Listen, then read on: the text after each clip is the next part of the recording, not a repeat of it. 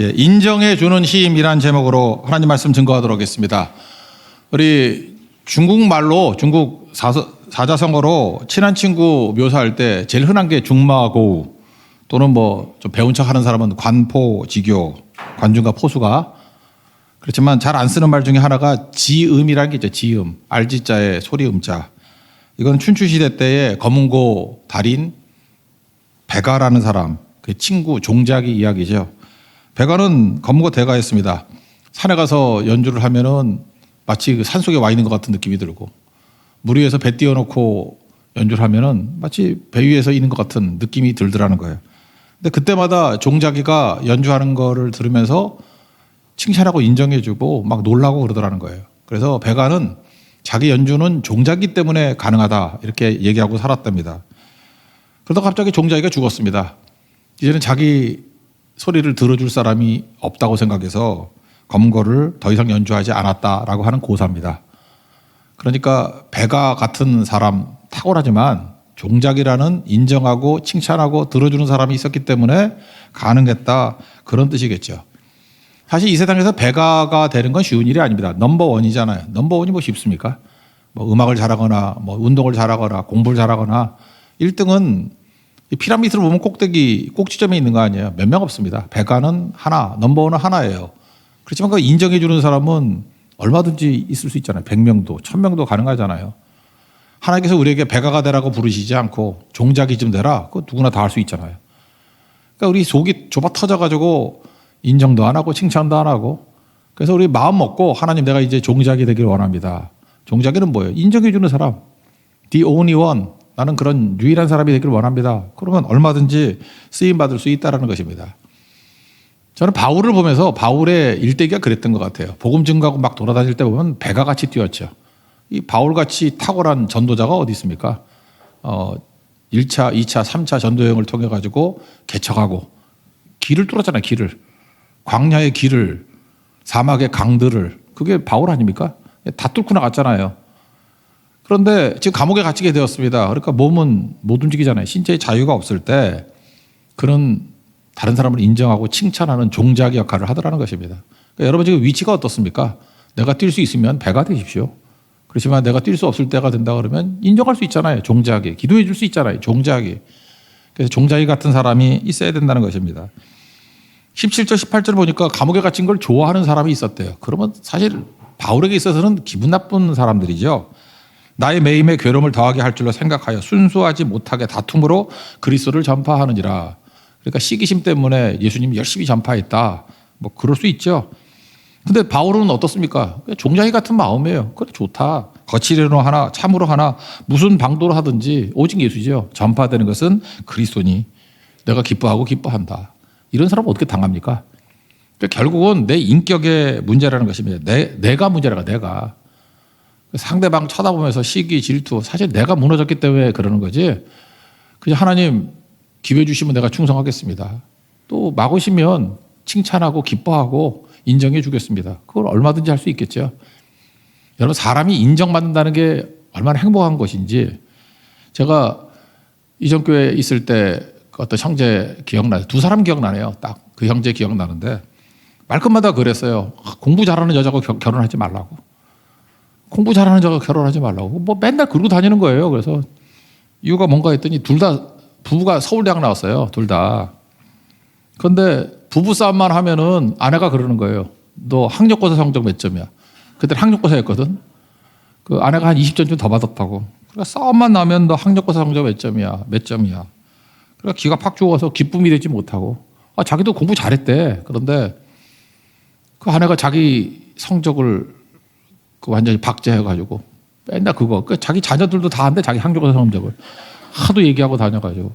그게 얼마나 불행한 겁니까? 여러분 공부 못했잖아요. 못한 사람 많잖아. 근데 그런 얘기 안 하잖아. 아내가 더 못했으니까. 그거 얼마나 행복해요. 그러니까 인정해 주는 게 중요한 거지 그거 아닌 건 아닌 것 같아. 제가 공부하면 또 생각나는 사람이 있는데 제가 로드 아일랜드에서 한번 집회를 했던 적이 있는데 거기서 이제 만났던 사람이 있어요. 지금도 인상적이야. 여자 교수인데 저거 좀 친하게 지냈어요. 밥도 같이 먹고 뭐 후배니까 오희 교수라고 오희. 미국의 그 로드 아일랜드 가면 브라운 대학이라고 유명한 대학이 있습니다. 좋은 대학이에요. 브라운 대학, 우리는 뭐 예일, 하버드 이런 데만 좋아하지만 브라운 대학도 되게 명문이에요. 로드 아일랜드에 또 그 미술하는 사람들, 조금 전에 율동하던 우리 성령이는 잘 알겠네. 그 리즈디라고 있어요. RISD, 로드 아일랜드 스쿨 오브 디자인. 그래서 약자로 리즈디라 그래. 그래서 여기 아마 우리나라 홍대 옆에 있으니까 홍대 미대 교수 중에 상당수가 리즈디 나왔을걸? 리즈디가 하여튼 미술 쪽에 있어서는 최고예요. 최고. 전 세계 최고. 그게 로드 아일랜드 있거든요. 리즈디. 거기서 이제 브라운 대학, 리즈디 뭐 그런 사람들 학생들 모아놓고 집회를 많이 했었는데 몇 년 동안 했어요. 근데 그 중에 제가 제일 인상적이었던 게 오희 교수야. 오희 교수. 얼마나 탁월한지 수학의 천재야. 수학의 천재. 내가 기억은 하는데 전남 나주 출신이야. 나주에서도 유명했어. 나주에 이런 인물이 나왔냐. 오희. 이름도 외자잖아. 오희.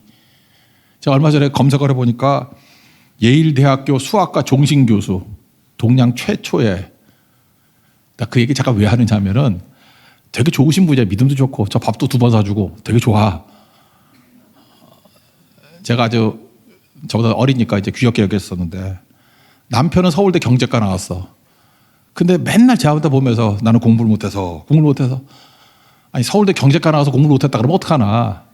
그래서 제가 그 형제를 보면서 야 저런 예일대학교 종신교수하고 결혼한 거 아니다 그런 생각이 들었어요. 우리 집에 왔더니 너무 행복해요. 우리 사모는 공부 갖고 얘기 전혀 안 하니까. 그러니까 그게 좋은 것 같아. 내가 보니까.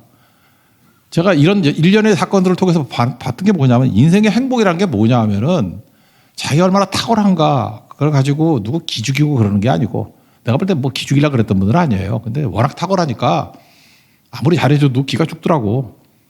근데 우리 서로에게 장점들이 있지 않습니까? 서로를 세워주는 거 되게 중요하다고. 세워주고 격려하고 칭찬하고. 바울은 그러잖아요. 배가 같이 뛰어난 사도 중에 사도였지만 그리고 또 감옥에 갇히니까 종자 역할을 너무 잘하잖아요. 그거 잘해야죠. 아예에서 그렇게 리더로서 뭐 그런 사람이 있다 그러는데 뭐 회장 이런 거 시켜주면 되게 열심히 잘한대. 근데 그거 내려놓으면 사라져서 보이지도 않고. 그거 뭐예요, 그건? 배가는 하지만 종자기는 못하는 거 아니에요. 하나님께서 우리를 리더로 키우실 때 보면은 배가로도 잘해야 되고 내려놓을 때 종자기로도 잘하고 그때 인정하고 칭찬하고 그거 되게 잘해야 돼요. 그러면 하나님께서 놀랍게 쓰임 받는다는 것입니다. 그래서 오늘 그 모델을 삼았으면 좋겠어요. 우리가 인정하고 칭찬하는 거, 칭찬할 만한 사람이 있어야 칭찬하지. 그렇지 않습니다. 이건 나의 문제예요. 내 인격의 문제라고. 그래서 사도 바울이 이렇게 인정하는 인격이 될 수 있었던 이유가 뭐냐? 그 한번 3가지로 한번 정리를 해봤어요. 첫째는 겸손해서 그렇죠. 너무 뻔한 얘기니까. 겸손이란 게 뭡니까? 나를 낮추는 게 아니고 상대를 높여주는 거죠. 그러니까 상대의 가치를 보는 눈이에요. 그러니까 겸손은 나는 종작입니다. 나는 저 사람이 어떤 장점이 있고 어떤 강점이 있는지를 인정하고 칭찬하겠습니다. 그래서 종작의 포지션을 가지고 있으면은 그게 겸손이라고. 겸손. 우리는 보통 그러죠. 이게 태풍이 불고 그러면은 뿌리 깊은 나무는 바람에 안 밀세. 뭐 그래서 그런 거 들으면서 뿌리만 깊으면 바람 다 견디는지 아는데 저 태풍 이렇게 재해가 있을 때마다 가봐요. 어떤 나무가 뽑혔나. 맞아요. 뿌리가 얕으면 뽑혀요. 근데 제가 봤던 나무는 뿌리가 엄청 깊었어. 근데 뽑혔어. 뽑힌 이유가 뭐냐 하면 잎사귀가 너무 많아. 가지가 너무 많아. 그러니까 저항이 많아가지고 그런지 뽑히더라고. 그래서 제가 깨달았어요. 아무리 태풍이 불어도 뽑히지 않는 나무는 첫째, 뿌리가 깊어야 된다. 오케이. 2번째는 단순하고 소박해야 돼요. 너무 입상이 무성하고 자기를 과시하고 이러면은 태풍 앞에서 못 견디더라고. 그러니까 겸손이 그런 겁니다. 가지치기 하셔야 됩니다. 쓸데없는 거 이렇게 보기 좋다고 하는 것들 좀 쳐내고 단순하고 심플 라이프, 미니멀 라이프 그런 게 되게 중요하다. 크리스찬이 그러지 않으면은 절대 남을 세워줄 수가 없어요. 칭찬과 인정할 수 있는 종자기 같은 영성을 가질 수 없다는 것입니다. 여러분 겸손의 능력이 임한 하나님 종 되길 바랍니다. 하나님께서 겸손하면 은혜를 부어주신다 그러잖아요. 은혜 없이는 살 수가 없잖아요. 그래서 겸손한, 그래서 하나님께서 은혜 부어주시는 그런 하나님의 종 되길 바랍니다. 이건 너무 뻔한 거니까 간단히 넘어가고. 2번째, 임계치까지 갈 줄 알아야 된다는 거예요. 사도 바울은 끝장 볼 때까지 갔죠. 뭐 강의 위험, 바다의 위험, 뭐 동족의 위험, 뭐 쭉 나오잖아 고린도후서에. 그래서 임계치까지 갈 때까지 간 사람은 다른 사람을 인정하고 칭찬해 줄 수 있어요. 근데 뭐 해보지도 않은 사람은 안 해봤기 때문에 남들이 하는 게 되게 우스워 보이지. 근데 해본 사람은 알아요. 지금 저렇게 거칠애를 하나, 뭐 시기심을 하나, 어쨌든 복음을 증거하는 것, 저게 쉬운 일이 아니다. 그거 안다고. 남의 일들을 보면은 팔짱 끼고, 저거 뭐 쉬워 보이는데 그런다고요. 해보라고. 해보면 험난해요. 험하다는 것은 누가 아느냐? 해본 사람이 안다니까. 안 해본 사람은 그 험한 일들을 모른다고. 사도 바울이 이렇게 복음 전도하는 것들을 인정하는 이유가 뭐냐? 야, 박수 받고 복음 증거하고, 뭐 시기심으로 복음 증거하고. 말로 그렇지만 그게 쉬운 일이 아니야. 저거 진짜야. 진짜 아니면 복음 증거 안 됩니다. 그래서 저는 그런 사람을 귀하게 여겨요. 뭐 겉으로 볼 때 어떻게 되든 간에 전도하고 열매가 있고 열심히 많은 사람들 이끌어오는 거 그거 굉장히 힘든 거고 그거 가치가 있는 거예요.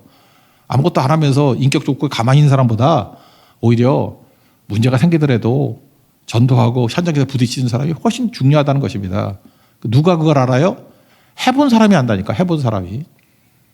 임계치라는 게 뭡니까? 물 같으면 끓는 물이 100도잖아요. 100도까지 가보셨습니까? 여러분 인생에서 무슨 훈련을 시켜야 되냐 하면은 100도까지 가보는 걸 시켜야 돼요. 학생들 같으면 공부죠. 공부도 끝장 볼 때까지 해봐야 돼. 이제 뭐 공부 잘한다고 뭐 현장에 가서 뭐 잘하나? 지식이 도움이 되는 게 아니고 그 사람은 임계치까지 가본 사람이라고. 그래서 여러분들 뭐 이렇게 공부 잘하는 사람들 쭉 보면 성실하잖아. 나 교회에서도 보니까 그러던데. 끝장 볼 때까지 가본 사람. 공부가 됐던 뭐 운동이 됐던 특별히 음악 같은 거. 음악도 잘하는 사람을 써야 돼. 잘하는 사람하고 끝장 본 거예요. 피아노 때 첫 번째 동생이 피아노 했는데 걔가 그러더라고. 공부를 했으면 이거보다 낫지. 네가 공부를 안 해봤으니까 그런 소리 하지 내가. 근데 어느 정도라면 손톱이 이게 없어져요. 지문이 없어질 정도로 피아노를 쳐. 그러니까 끝장을 봐야 돼요. 한계치, 임계점까지 가봐야 된다고. 노래도 마찬가지고. 가족들이 노래 다 외워. 성악을 막내는 했는데 내가 부를 뻔했다니까. 내가 다 외워가지고 이태리 가곡을 내가 다 부를 뻔했어. 하도 외워가지고. 그죠? 그렇게 된다고요. 피아노는 나 칠 줄 모르지만 멜로디는 다 외웠어. 그래서 제가 이렇게 음악을 들어보면 대충 뭔지 알아. 왜냐하면 나한테는 소음으로 들렸거든. 소음으로 들렸던 그 많은 거. 내가 그 고통을 이겨내고 내가 공부를 했다고.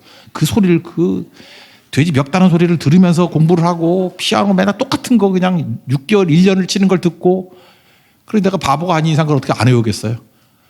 그래서 내가 딱 보면은 죄송하니까 그러니까 틀리는 거 들려. 왜냐하면 동생 둘한테 맨날 그거 배웠거든. 어디 틀리고 그 레슨 할 때 선생님이 이렇게 하면 안 되고 그다음에 뭐 틀리더라도 성악 같으면 끝까지 불러야 돼. 강하저 교수 내가 그런 소리 맨날 들었어. 중간에 나오면 안 돼. 끝까지 불러야 돼. 뭐 이러고 그죠? 생각보다 전공하는 사람들 틀린 사람 되게 많아. 그죠? 뭐 피치가 떨어진다느니 뭐가 어쩌다느니 뭐 딕션이 어떻다느니 내가 왜 이렇게 생각이 많이 나지? 막 그런 거 다 얘기하니까 저런 거구나라고 하는 거죠. 어쨌든 중요한 건 뭐냐면 공부가 됐든 음악이 됐든 미술이 됐든 임계점까지 가는 거예요. 끓는 점까지 가는 겁니다. 안도인 시인이 했던 그 시, 그 얘기 아니에요? 연탄재 함부로 차지 마라. 너는 누구에게 한 번이라도 뜨거운 사람이었느냐. 연탄재는 불탄 경험이 있잖아요. 불탔던 경험이 있잖아요. 불탄 경험이 있어요? 없으면 연탄재봐도 못해. 어디 연탄재를 함부로 차. 그러죠. 갈 때까지 가는 거. 제 친구 중에 그 영어 잘하는 애들이 많은데 미국 가지도 않았는데 영어 잘하는 애가 있어. 한번 우리 교회 데리고 와야겠네. 그죠? 어떤 교수인데. 걔는 그러더라고. 이렇게 지금 16개월을 해. 16개월을. 쭉 하는데. 이렇게 계속 하다 보면 어느 순간 말문이 열리는 순간이 있대. 말문이 탁 열려. 저는 대만, 중국 이런데 뭐 과연 50번 넘게, 50번이면 100번, 대만까지 하면 100번도 넘게 갔는데 걔는 내가 한 번 대만 데리고 가고 중국은 가본 적이 없어요. 근데 중국어로 강의를 하더라고. 나 얼마나 자존심 너무 상해가지고 내가 주님 나를 데려가 주십시오. 죽고 싶더라고 진짜. 김병국 교수라고 그런 사람이 있어요. 근데 되게 잘하는데 그 친구 하는 얘기가 그거예요. 자기는 임계치까지 가는 법을 안 돼. 쭉 하다 보면 어느 순간에 말문이 열린대. 근데 그 하나의 언어를 정복하니까 나중에 쉽더라고 그게. 하나의 언어를 정복하고 또 정복하고. 말문이 열리는 거. 그게 바로 뭐예요? 끝장 보는 거죠. 이게 마태복음 7장 7절에도 그런 얘기 아니에요. 문을 두드리라. 언제까지? 열릴 때까지. 이게 임계점이죠. 끓는 전까지. 그래서 기도를 해도요. 끝장 볼 때까지 하고 끝까지 가라는 거예요. 예수님도 끝장 보라는 얘기 아니었나? 누가복음 24장 49절. 그 마지막 말씀이 뭐였어요? 내 아버지께서 약속하신 성령을 너에게 보낸다. 너희는 위로부터 능력으로 입혀질 때까지 이 성에 머물라. 그러잖아요. 위로부터 능력이 입혀질 때까지 이 성에 머물라. 위로부터 능력이 임할 때까지 이 성에 머물라. 뭐야? 끝장 볼 때까지. 끓을 때까지. 임계점까지. 한계 상황까지. 될 때까지. 그 얘기 아니에요? 크리스찬들은 다 임계점까지 가야 됩니다. 그래서 바울은 이 말씀 믿고 갈 때까지 가잖아요. 끌었던 사람, 불탔던 사람 못 당해요. 뭘 해도 맨날 흐리멍텅해가지고 그렇게 하지 말고 자기가 흐리멍텅하니까 딴 사람이 인정을 못하는 거예요. 맨날 시비 걸고 욕하고 시기심에 사로잡혀 있고 칭찬도 못하고 인정도 못하고 자기는 삼류고 자기는 쪼다고 그러고 살지 말라는 거죠. 여러분 내가 누구를 인정해야지 칭찬해야지 결심이 되는 게 아니라 내가 끌어봐야 돼요. 내가 불타봐야 된다고. 그럼 보여요. 그러면 종자기가 될 수 있다고요. 거기까지 갈 수 있는 하나님의 종 되기를 바랍니다. 세 번째로 인정하고 칭찬할 수 있는 힘은 어디서 나오느냐면 침묵해야 돼요. 침묵. 침묵하고 배우라. 우리 오전에도 말씀을 나눴지만 시편 1편에서 의인을 나무로 비유할 때가 되게 많죠. 나무는 의인의 상징입니다. 그래서 시냇가에 심은 나무 철을 따라 열매 맺는다. 시편 92편 12절 의인은 종려나무다. 번성한다. 레바논의 백향과 같이 성장한다. 여호와의 집에 심겨진 나무다. 여호와의 나무다. 우리 하나님의 뜰 아래서 번성한다. 계속 나무죠. 나무. 나무의 특징이 무엇입니까? 말이 없죠. 나무가 말하는 거 봤어요? 떠드는 거 봤어? 나무는 침묵하고 떠들지 않습니다. 짓밟혀도 침묵하고 도끼로 찍혀도 오히려 향을 발하지 떠들진 않아요. 우리가 과장하고 자랑하고 다 말로 하는 거 아니에요? 그러니까 하나님 앞에서 침묵하면서 배우는 이 과정이 반드시 필요하다는 것입니다. 우리 거짓말 되게 많이 하잖아. 과장도 많이 하고. 뭐, 그 엄마하고 애가 얘기했던 그 뭐 유명한 얘기 있잖아. 애가 과장이 심해. 앞에 군인들이 뭐 수천만 명이 지나가요. 어떻게 수천만 명이 지나가? 우리 인구가 몇 명인데. 엄마가 그러더라잖아요. 내가 그렇게 과장하지 말라고 1000번도 더 얘기했잖아. 그러니까 이 집안은 그냥 과장의 집안이죠. 우리도 잠깐만 그렇게 하잖아요. 조사를 해봤더니 사람은 8분에 한 번씩 거짓말한대. 그래서 하루에 여러분 착실한 사람도 180번 정도 거짓말한대. 그렇죠. 엄마 없다고 해. 뭐 이러는 거. 그죠? 뭐 그런 거 되게 많이 하잖아. 우리 성령 충만한 어떤 여자분도 난 되게 높이 평가했는데 내가 몇 번 거짓말하는 거 봤어. 아, 거짓말이 삶이구나. 우리가 그래요. 저는 거짓말 안 할까요? 하겠지. 뭐 8분이니까.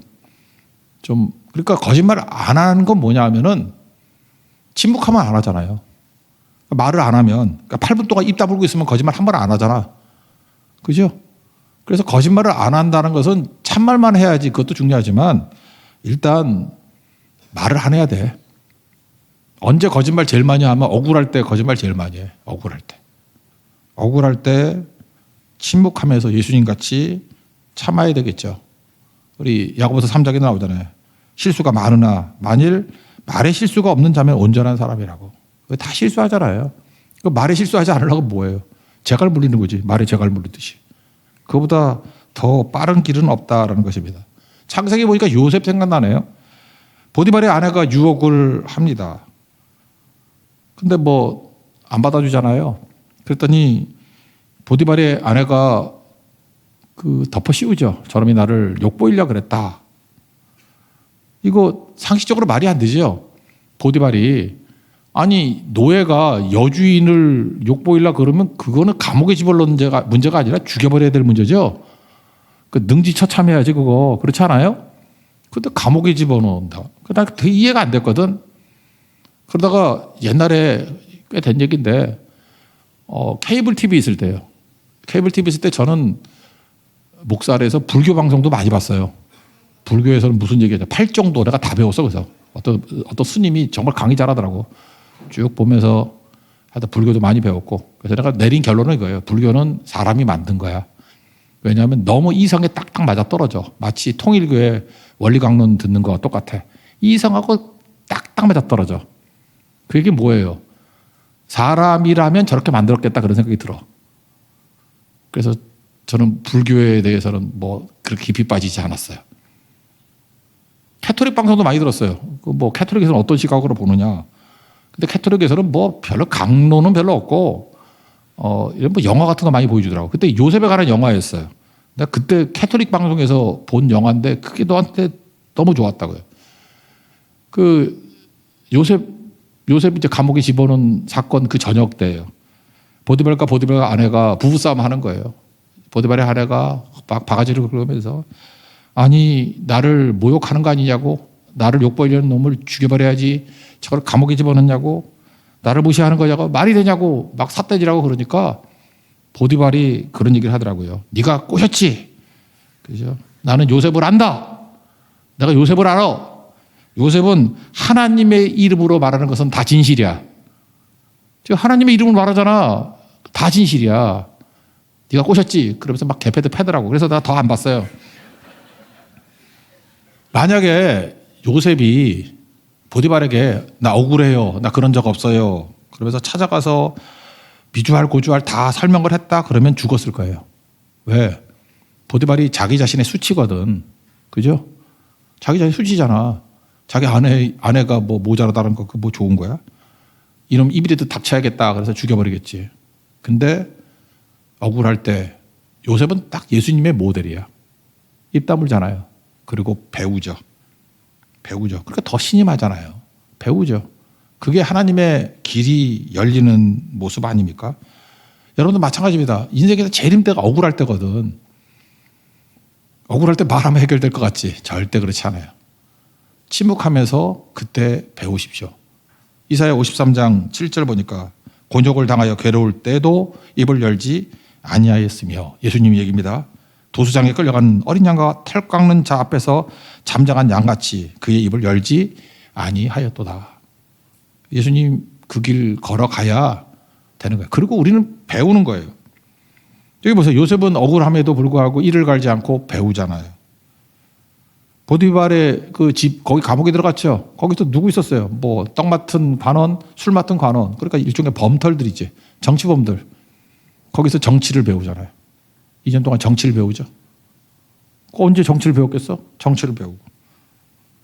그 다음에 보디발에서 총무할 때, 가정 총무할 때 경제를 배웠죠. 집이 크거든. 그러니까 경제가 뭔지 경제를 배우고.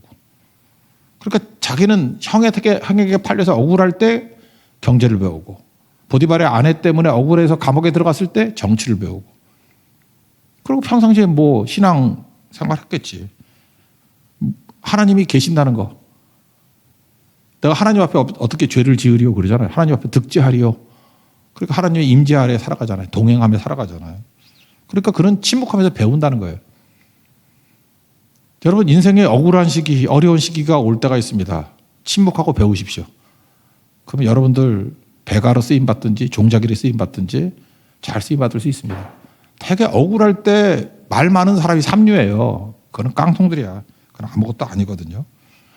하나님이 역사를 주관하시는데 괜히 그런 일을 하겠어요? 그게 일종의 훈련이고 테스트고 연단의 시기겠죠. 그래서 지금도 우리가 여러 가지 알게 모르게 고난이 있으신 분도 있죠. 환난의 굳은 일들이 우리에게 닥쳐오는 분들이 있죠. 그때는 침묵하면서 배워야 될 때입니다. 그래야 여러분들이 쓰임받고 남들도 쓰임받을 수 있도록 세워줄 수 있다는 것입니다. 어떤 얼음 공장에서 얼음이 있잖아요.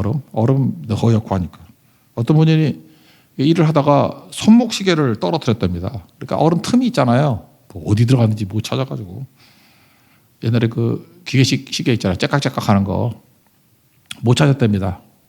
그래서 밥 먹고 와서 찾아야지. 밥 먹고 왔대요. 왔더니 어떤 꼬마아이가 자기 시계를 들고 있더라는 거야, 거기에.